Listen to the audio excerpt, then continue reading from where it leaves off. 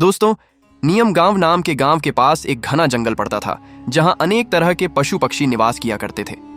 इसी जंगल के किनारे पर एक छोटी सी कुटिया बनाकर एक विधवा स्त्री रहा करती थी जिसका नाम था मेघना। मेघना की उम्र लगभग 25 से 30 साल के बीच में थी और उसका पति 1 साल पहले ही इस दुनिया से किसी भयानक बीमारी के कारण चला गया था। मेघना के पास अब कोई सहारा नहीं था। वह जंगल से लकड़ियां इकट्ठा करती और गांव में कुछ सिलाई बुनाई का काम करके अपने जीवन को किसी तरह से जीती थी। वह सुंदर थी, लेकिन उसकी आंखों में एक गहरा दुख रहता था क्योंकि गांव के लोग उसकी सुंदरता के पीछे उसके अकेलेपन का उपहास करते थे। पर मेघना ने कभी किसी की बात का बुरा नहीं माना। उसके लिए अब जीवन का अर्थ बस रोज की आवश्यकताओं को पूरा करना और किसी तरह से दिन काटना ही रह गया था। एक दिन मेघना जंगल में लकड़ियां इकट्ठा कर रही थी कि तभी पास के पेड़ से एक बड़ा सा बंदर नीचे उतरा और उसके सामने आकर बैठ गया। मेघना उस बंदर को देखकर थोड़ा सा डर गई, लेकिन जब बंदर ने कोई आक्रमण नहीं किया और बस एकटक निगाहें लगाए मेघना को देखता रहा तो वह कुछ शांत हुई। मेघना ने धीरे धीरे उससे नजरें मिलाईं और कहा, तू कौन है? क्या चाहता है? उसके इतना कहते ही बंदर ने सिर झुका दिया, जैसे कि यह बात उसकी समझ में आ गई हो। मेघना हल्के से मुस्कुरा दी और फिर अपने काम में लग गई।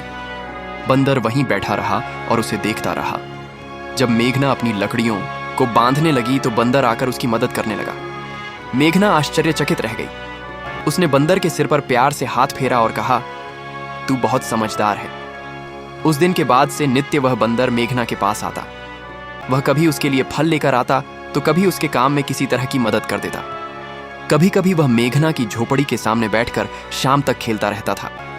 मेघना के जीवन में एक नया रंग भर चुका था। उसके होठों पर मुस्कान लौट आई थी। इसी तरह समय बीतता गया और मेघना व बंदर के बीच एक अनोखा रिश्ता पनपने लगा। मेघना जब भी अकेली होती तो बंदर उसे हंसाने की कोशिश करता था। जब वह उदास होती तो वह उसके पास आकर उसके कंधे पर सिर रखकर बैठ जाता था। अब मेघना भी उसे अपने परिवार का एक हिस्सा मानने लगी थी। एक रात मेघना अपनी झोपड़ी के बाहर बैठी थी। चांदनी रात का वह आनंद ले रही थी कि तभी उसने देखा बंदर पास ही एक पेड़ की डाली पर बैठा उसे देख रहा था। मेघना ने उसकी ओर देखा और मुस्कुरा दी। तू मेरे साथ हमेशा रहेगा ना? मेघना ने पूछा। बंदर ने धीरे से उसकी ओर छलांग लगाई और उसके पैरों के पास आकर बैठ गया। मेघना ने उसे अपनी गोदी में उठा लिया और प्यार से उसके सिर पर हाथ फेरने लगी। उस रात पहली बार मेघना को अपने अकेलेपन का एहसास नहीं हुआ। इसी तरह दिन बीतते गए और मेघना व बंदर का रिश्ता और भी गहरा होता गया। एक दिन मेघना बीमार हो गई। उसे तेज बुखार था। वह झोपड़ी में लेटी हुई थी और बंदर चिंतित होकर उसके पास बैठा हुआ था। उसने जंगल से कई तरह के फल लाकर मेघना के सामने रख दिए। मेघना ने मुश्किल से आंखें खोली और धीमे स्वर में कहा, तू मेरी इतनी चिंता क्यों करता है? बंदर ने उसकी आंखों में देखा। उसकी निगाहों में एक गहरी आत्मीयता थी, एक ऐसा प्यार जो शब्दों से परे था। मेघना ने धीरे से उस बंदर का हाथ थामा और सो गई। बंदर रात भर उसके पास बैठा रहा। कुछ दिनों के बाद मेघना पूरी तरह स्वस्थ हो गई। अब वह बंदर के बिना एक पल भी नहीं रह सकती थी। दोनों एक दूसरे की आदत बन चुके थे। मेघना के मन में यह भावना पूरी तरह से घर कर चुकी थी कि यह बंदर कोई साधारण प्राणी नहीं है। उसमें एक आत्मीय स्पर्श था, जैसे कोई पुरानी आत्मा उसके जीवन का हिस्सा बनकर लौटी हो। एक रात की बात है, मूसलाधार बारिश हो रही थी। मेघना झोपड़ी में बैठी थी और बंदर उसके पास आकर बैठ गया। बिजली की चमक में मेघना ने देखा कि बंदर की आंखें गहरी और चमकदार हो गई थीं। मेघना ने उसके सिर पर हाथ फेरा और कहा, क्या तू हमेशा मेरे साथ रहेगा? बंदर ने धीरे से उसकी गोद में सिर रख दिया। मेघना की आंखों से आंसू बह निकले। उसे महसूस हुआ कि उसके जीवन में जो स्थान अभी तक खाली था वह अब भर चुका है। उस रात उसने बंदर को सीने से लगा लिया और पहली बार उसे एक अजीब सी आत्मीयता का एहसास हुआ, ऐसा जैसे वह किसी अपने को वर्षों बाद पा गई हो। इसी तरह समय बीतता रहा, लेकिन अब मेघना को अपने शरीर में एक अजीब परिवर्तन महसूस होने लगा।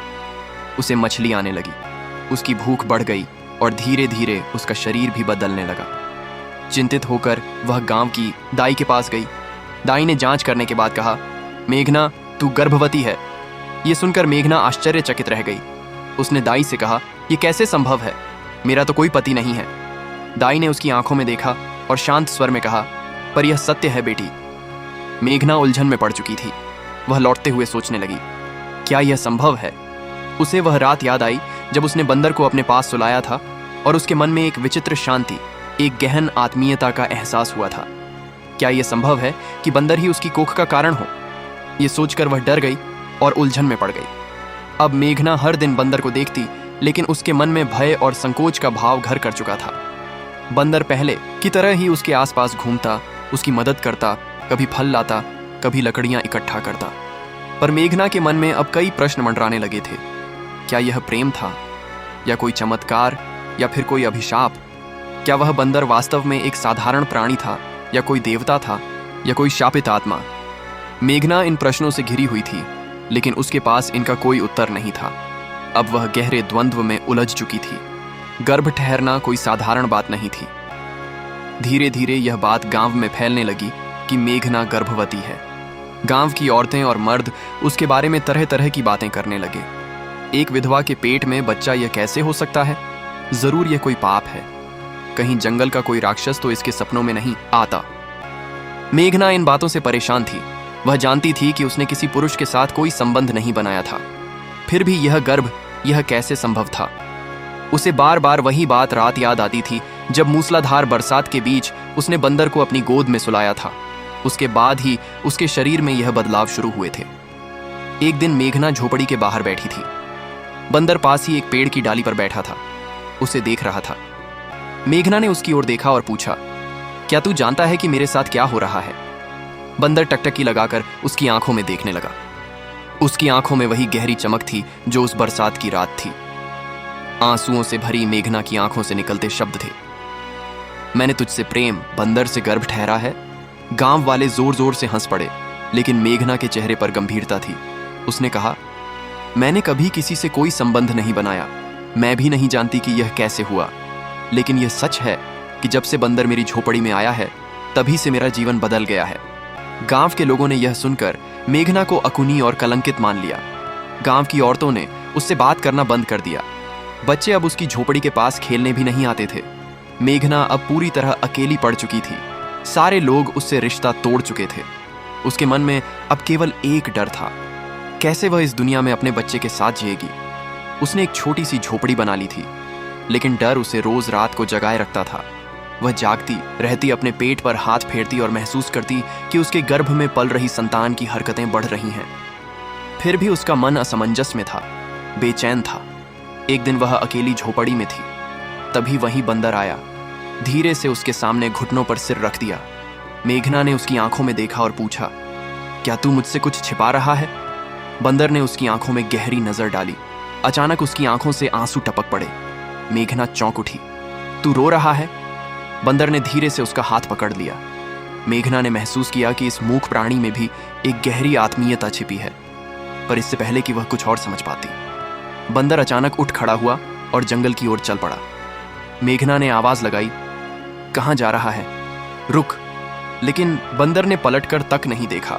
मेघना आश्चर्यचकित होकर वहीं बैठ गई। अगले दिन गांव में एक सिद्ध महात्मा आए।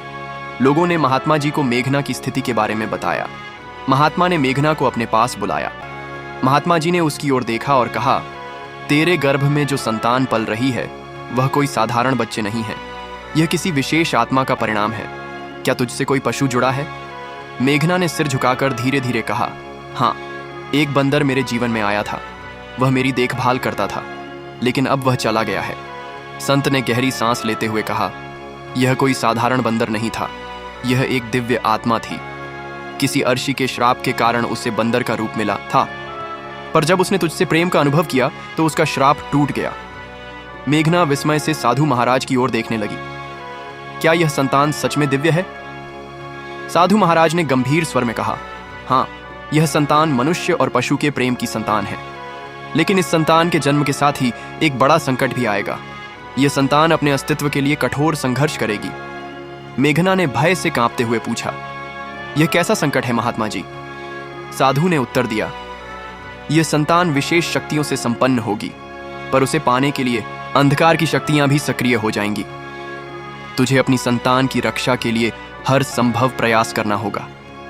मेघना की आंखों में डर और आशंका साफ झलक रही थी। उसने पूछा, लेकिन वह बंदर कहां गया? साधु महाराज ने था, पर जब उसने तुझसे प्रेम का अनुभव किया तो उसका श्राप टूट गया। मेघना विस्मय से साधु महाराज की ओर देखने लगी। क्या यह संतान सच में दिव्य है?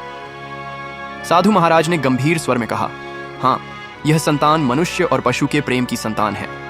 लेकिन इस संतान के जन्म के साथ ही एक बड़ा संकट भी आएगा। यह संतान अपने अस्तित्व के लिए कठोर संघर्ष करेगी।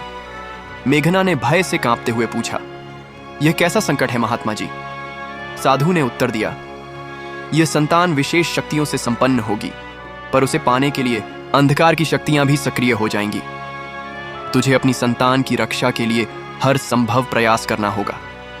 मेघना की आंखों में डर और आशंका साफ झलक रही थी। उसने पूछा, लेकिन वह बंदर कहां गया? साधु महाराज ने कहा, वह अब अपने वास्तविक स्वरूप में लौट चुका है। उसने देवत्व को प्राप्त कर लिया है, पर जब संकट आएगा वह अवश्य लौटेगा और तुझे सहायता करेगा। इस तरह धीरे धीरे समय बीतता गया। मेघना के गर्भ का आकार बढ़ता गया, लेकिन गांव वाले अब भी उसे संदेह की दृष्टि से देखते थे। लेकिन मेघना के मन में अब एक नई शक्ति आ चुकी थी। उसे पूरा विश्वास था कि वह अपने बच्चे की रक्षा कर सकेगी। एक दिन मेघना जंगल में लकड़ियां इकट्ठा करने गई। तभी अचानक घने पेड़ों के बीच से एक डरावनी आवाज आई। मेघना ने देखा कि सामने एक विशाल काला नाग थन फैलाए हुए खड़ा था। डरते हुए मेघना पीछे हटना चाही, लेकिन नाग उसकी ओर बढ़ने लगा। घबराकर उसने अपनी आंखें बंद कर ली। तभी अचानक हवा में हलचल हुई। जब मेघना ने आंखें खोली तो देखा कि सामने वही बंदर खड़ा था, लेकिन इस बार उसकी आंखों में तेज चमक थी। वह काले नाग की ओर उछला और जोर से धक्का दिया। नाग ने फुफकार मारी और अंधकार में गायब हो गया। मेघना कांपती हुई बंदर की ओर देख रही थी। बंदर ने उसकी आंखों में देखा कि वही आत्मीयता झलक रही थी। लेकिन इससे पहले कि मेघना कुछ कह पाती, बंदर फिर से जंगल की ओर भाग गया। मेघना अब समझ चुकी थी कि उसका गर्भ कोई साधारण संतान नहीं था, बल्कि वह एक दिव्य शक्ति का प्रतीक था जो उसके गर्भ में पल रही थी। बंदर का अचानक प्रकट होना और नाग से उसकी रक्षा करना इस बात का प्रमाण था कि कुछ बड़ा घटित होने वाला था। फिर भी मेघना के मन में संशय था। क्या वह बंदर सचमुच एक दिव्य आत्मा था? अगर वह किसी अर्षि का अवतार था तो वह मुझसे दूर क्यों चला गया? और वह नाग, वह कौन था? इन अनसुलझे प्रश्नों के कारण मेघना के मन में बेचैनी बढ़ती जा रही थी। गर्भ का समय अब पूरा होने वाला था। मेघना का शरीर भारी हो गया था और उसे चलने फिरने में कठिनाई होने लगी थी। गांव की औरतें अब भी उससे दूरी बनाए हुए थी। मेघना के लिए एक एक दिन काटना बहुत कठिन हो रहा था। एक रात तेज आंधी आई। आसमान में बिजली कड़क रही थी। मेघना अपनी झोपड़ी के भीतर अकेली बैठी थी। तभी उसे अचानक लगा कि झोपड़ी के बाहर किसी के चलने की आहट हो रही है। उसने धीरे से दरवाजा खोला तो देखा एक काले कपड़े में लिपटा हुआ व्यक्ति उसकी झोपड़ी के सामने खड़ा था। कौन हो तुम? मेघना ने डरते हुए पूछा। वह व्यक्ति धीरे से अपनी ओर हाथ बढ़ाते हुए देखा। उसके हाथ में एक लंबा त्रिशूल था। उसके चेहरे पर एक अजीब सी चमक थी, लेकिन उसकी आंखों में क्रूरता छलक रही थी। तूने जो गर्भ धारण किया है वह साधारण नहीं है, वह शक्ति का प्रतीक है। मैं उसे लेने आया हूं, वह व्यक्ति बोला। मेघना घबराकर पीछे हट गई और पूछा, कौन हो तुम? वह व्यक्ति जोर से हंसा। उसकी आवाज गूंज उठी, मैं राक्षस कालकेतु हूं। उस दिव्य आत्मा ने तुझे गर्भवती किया है। वह मेरा शत्रु है। उस संतान को जन्म लेने से पहले ही नष्ट कर देना होगा। यदि उसे जन्म लेने दिया गया तो सृष्टि का संतुलन बिगड़ जाएगा, कालकेतु ने दहाड़ते हुए कहा। मेघना कांपते हुए अपने गर्भ पर हाथ रखकर बोली, तुम मेरी संतान को कोई नुकसान नहीं पहुंचा सकते। लेकिन कालकेतु जोर से ठाका लगाते हुए बोला, मुझसे बचना असंभव है। वह मेघना की ओर बढ़ा ही था कि तभी जंगल के भीतर से एक गर्जना हुई। मेघना की नजरों के सामने अंधेरे में दो चमकीली आंखें जल रही थीं। काले बादल की तरह एक विशाल आकृति प्रकट हुई। वही बंदर था। वह बंदर एक छलांग लगाकर सीधे राक्षस कालकेतु के सामने आ खड़ा हुआ। उसकी आंखों में अग्नि जल रही थी और उसके शरीर से तेज प्रकाश की किरणें फूट रही थीं। कालकेतु ने त्रिशूल उठाया और बंदर की ओर बढ़ाया, लेकिन बंदर गर्जना करते हुए उस पर छलांग लगा दिया। दोनों के बीच भीषण युद्ध छिड़ गया। मेघना डरते हुए अपनी झोपड़ी के द्वार पर खड़ी सब कुछ देख रही थी। बंदर ने अपनी लंबी पूंछ से कालकेतु के त्रिशूल को मजबूती से पकड़ लिया और उसे जोर से हवा में उछाल दिया। कालकेतु क्रोध में फूटा और तेजी से बंदर पर प्रहार करने लगा, लेकिन बंदर बड़ी चतुराई से उसके हर वार को टालता रहा। फिर अचानक बंदर ने पूरी ताकत से कालकेतु के सीने पर एक भयंकर प्रहार किया। कालकेतु जमीन पर गिर पड़ा और दर्द से कराहने लगा। तभी आकाश में बिजली कड़कने लगी और चारों ओर दिव्य प्रकाश फैल गया। कालकेतु का शरीर जलने लगा, धुएं में बदलकर धीरे धीरे अदृश्य हो गया। वह बंदर मेघना की ओर देखने लगा। उसकी आंखों में गहरी शांति और करुणा थी। डर से कांपती हुई मेघना ने फुसफुसाया, तू कौन है? बंदर धीरे धीरे उसकी ओर बढ़ा, अपनी नरम हथेली मेघना के हाथों में रख दी। तभी उसकी पूरी देह से दिव्य प्रकाश फूटा और वह एक सुंदर युवक में परिवर्तित हो गया। मेघना आश्चर्यचकित रह गई। उसके सामने एक सुंदर दिव्य युवक खड़ा था, जिसके शरीर से तेज झलक रही थी। उसकी आंखों में करुणा और प्रेम की गहराई थी। मैं कोई साधारण बंदर नहीं था। मेघना, मैं अर्शी का पुत्र हूं। मेरे ऊपर श्राप था कि जब तक मैं किसी स्त्री के प्रेम की परीक्षा नहीं दूंगा, तब तक मुझे पशु योनि में ही रहना होगा। मेघना ने बड़ी हैरानी से पूछा, फिर तूने मुझसे प्रेम क्यों किया? उस युवक ने कहा, क्योंकि तेरा प्रेम निश्चल और निस्वार्थ था। तूने मुझसे बिना किसी लालच के प्रेम किया था। यही कारण है कि मेरा श्राप समाप्त हो चुका है। लेकिन अब एक नई परीक्षा सामने है। मेघना ने चौंकते हुए पूछा, कैसी परीक्षा? उस युवक ने कहा, तेरे गर्भ में पल रही संतान कोई साधारण संतान नहीं है। वह सृष्टि के संतुलन का प्रतीक है। लेकिन कालकेतु नाम के राक्षस अभी भी सक्रिय हैं। वह उस संतान को जन्म लेने से रोकने की कोशिश करेंगे।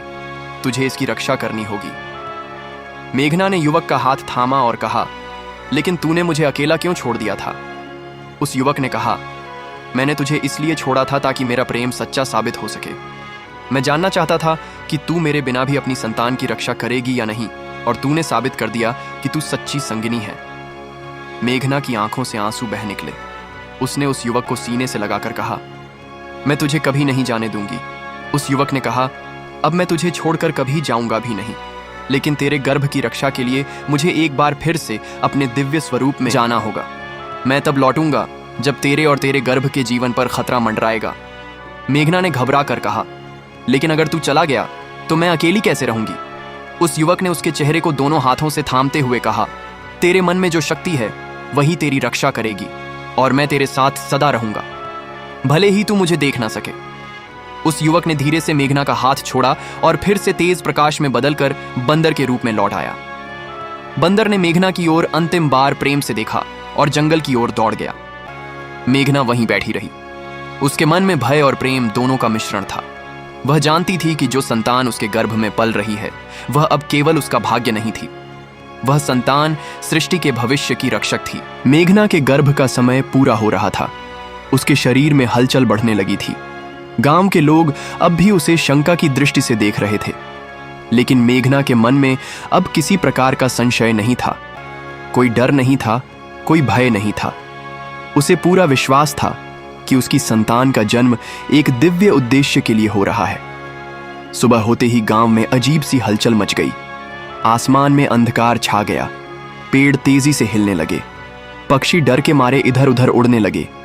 मेघना झोपड़ी के बाहर आई तो देखा कि गांव के बाहर एक काली आकृति खड़ी थी। वह कालकेतु था। उसकी लाल आंखों में क्रोध की ज्वाला जल रही थी। उसने गरजते हुए कहा, मैं वापस आ गया हूं। तेरे गर्भ की संतान को मैं जन्म नहीं लेने दूंगा। मेघना ने बड़ी ही साहस से कहा, तू मेरी संतान को छू भी नहीं सकता। कालकेतु ने जोर से हंसते हुए ठहाका लगाया और कहा, तू अकेली क्या कर सकती है? मैं स्वयं अंधकार का स्वामी हूं। तेरा अंत निश्चित है। मेघना ने अपने गर्भ पर हाथ रखा और कहा, मेरे गर्भ की रक्षा स्वयं ईश्वर कर रहे हैं। तू चाहे जितना प्रयास कर ले, मेरी संतान को तू नुकसान नहीं पहुंचा सकता। उस राक्षस कालकेतु ने त्रिशूल उठाया और मेघना की ओर उछाल दिया। मेघना ने आंखें बंद कर ली। तभी अचानक हवा में एक गर्जना हुई। मेघना ने देखा कि सामने वही बंदर खड़ा था। उसकी आंखों में अग्नि की ज्वाला निकल रही थी। बंदर ने छलांग लगाकर त्रिशूल को हवा में पकड़ लिया और उसे कालकेतु की ओर फेंक दिया। त्रिशूल कालकेतु के सीने में जाकर धंस गया और कालकेतु दर्द से चीख उठा। बंदर ने कहा, कालकेतु, तेरा अंत अब निश्चित है। अब तू इस सृष्टि का हिस्सा नहीं रहेगा। कालकेतु ने क्रोध में कहा, तू मुझे नहीं हरा सकता। तो बंदर ने जोर से छलांग लगाई और कालकेतु के सिर पर प्रहार किया। उसका शरीर जलने लगा और वह राख में बदल चुका था। मेघना ने देखा कि बंदर अब धीरे धीरे उसके पास आ रहा था। उसकी आंखों में प्रेम और शांति का भाव था। बंदर ने उसके हाथ को छुआ और कहा, अब तुझे अपने भाग्य का सामना करना है। मेघना ने अचानक तेज पीड़ा का अनुभव किया। वह जमीन पर जाकर बैठ गई और बंदर ने उसके सिर पर हाथ रखा। मेघना को लगा जैसे एक दिव्य शक्ति उसके भीतर प्रवेश कर रही हो। धीरे धीरे उसके दर्द के बीच एक मधुर रोशनी प्रकट हुई। एक शिशु के रोने की आवाज सुनाई देने लगी। मेघना ने देखा कि उसकी गोद में एक दिव्य बालक था जिसके शरीर से स्वर्णिम प्रकाश निकल रहा था। बंदर ने उस बालक को देखा और कहा, यह संतान मानव और देव के मिलन का प्रतीक है। यह भविष्य में सत्य और धर्म की स्थापना करेगा। इसकी रक्षा करना तेरा कर्तव्य है। मेघना ने प्रेम से बालक को अपनी गोदी में उठा लिया और कहा, मैं इसकी रक्षा जरूर करूंगी। बंदर ने मुस्कुराते हुए कहा, अब मेरा कार्य पूरा हो चुका है। तो मेघना ने घबराकर कहा, अब तू मुझे छोड़कर मत जाना। तो बंदर ने कहा, अब मुझे अपने वास्तविक स्वरूप में लौटना है, लेकिन तुझे मेरी आवश्यकता होगी। मैं अवश्य लौटूंगा। मेघना की आंखों से आंसू निकल पड़े। उसने कहा, तू कौन है? तो उस बंदर ने कहा, मैं अर्शी का पुत्र हूं, लेकिन अब मैं तुम्हारे जीवन का रक्षक बन चुका हूं। जब इस बालक पर संकट आएगा, मैं अवश्य आऊंगा। मेघना ने उस बालक को अपनी गोदी में उठा लिया और कहा, मैं जानती हूं कि तू मुझे कभी अकेला नहीं छोड़ेगा। बंदर ने उसकी ओर प्रेम से देखा और धीरे धीरे स्वर्णिम प्रकाश में लुप्त हो गया। मेघना ने आसमान की ओर देखा और महसूस किया कि अब उसका जीवन एक नई दिशा में बढ़ चुका था। गांव के लोग जो पहले मेघना को कलंकित मानते थे, अब उसे देवी की तरह पूजने लगे थे।